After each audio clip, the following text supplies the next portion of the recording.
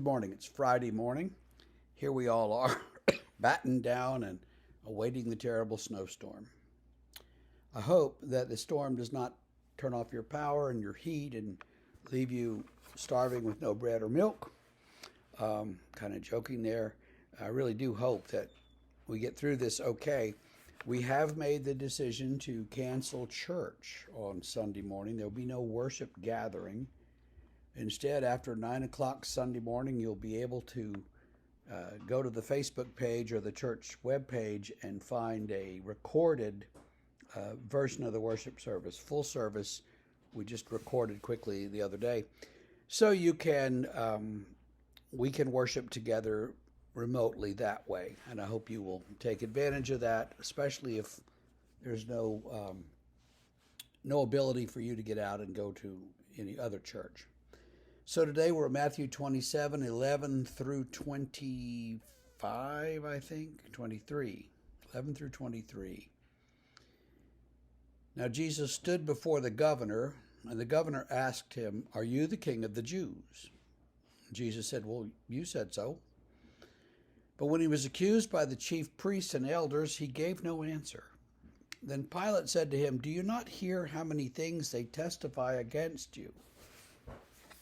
But he gave him no answer, not even to a single charge, so that the governor was greatly amazed. Now at the feast, the governor was accustomed to release for the crowd any one prisoner whom they wanted. And they had then a notorious prisoner called Barabbas. So when they gathered, Pilate said to them, "Whom do you want me to release for you, Barabbas or Jesus, who is called the Christ?" For he knew that it was out of envy that they delivered him up. Besides, while he was sitting on the judgment seat, his wife sent word to him, "Have nothing to do with that righteous man, for I have suffered much because of him today in a dream."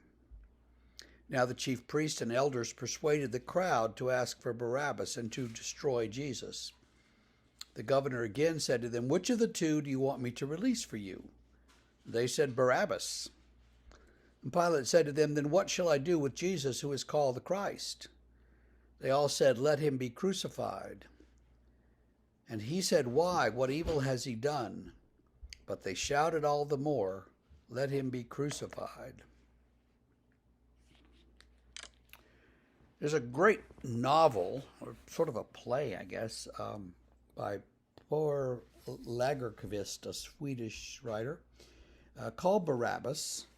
It was made into a movie with Anthony Quinn way back in the early 60s. You might remember that. It seemed to be on TV every Easter.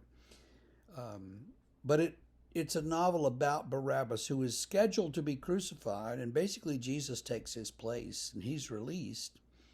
He's a career criminal, so he ends up in the copper mines, shackled to another prisoner, and has all these discussions about God and the void, and he finally dies, and it's not really terribly clear in the book, but he seems to die without really any knowledge of who God is or why Jesus would die in his place. It's an interesting novel, and I recommend it.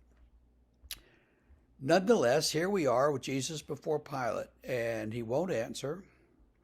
He doesn't defend himself. He doesn't give any explanation. He just says, "Well, that's what they said." And Pilate becomes increasingly frustrated and says, "Well, they'll let him go and not Barabbas." But the crowd shouts for Barabbas to be released. And Pilate says, "Well, okay." And his wife sends him a note that says, "Let him go, man. That guy, he hadn't done anything wrong."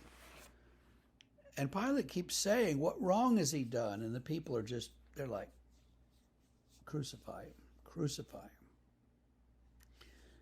So Pilate, who is in charge, Pilate is not a weak character at all. The Gospels portray him that way a little bit.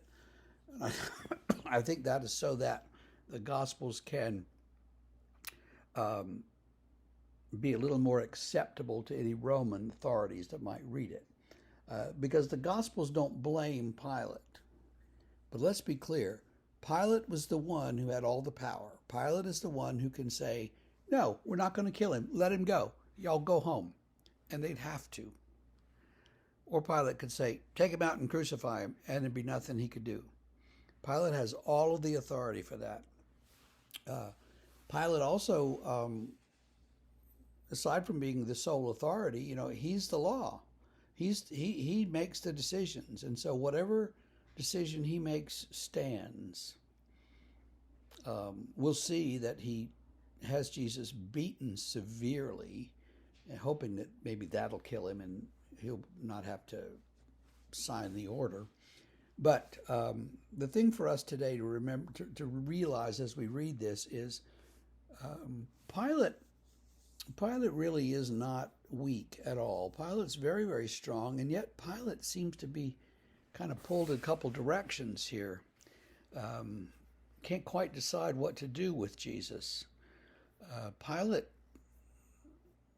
Pilate's actually seen as a interesting character. Later on in the history of the church, he's actually canonized some places because after the crucifixion, apparently he went a little insane and was transferred back to southern France somewhere and died. He may have even died as a Christian.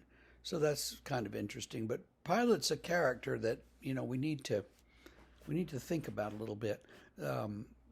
The leadership, the temple leadership, they're clear. They want him dead.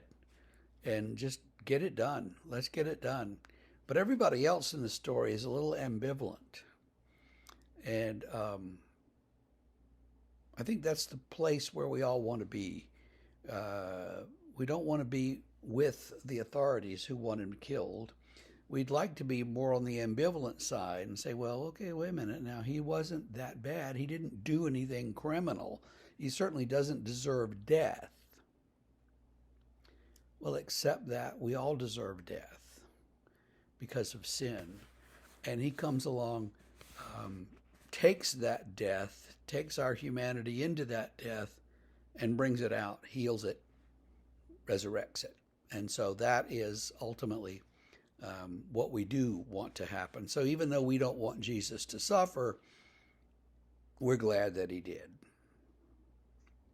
So during this time of sitting in your house and watching it snow, ponder that. And we'll get a little more of the story tomorrow. Have a great day.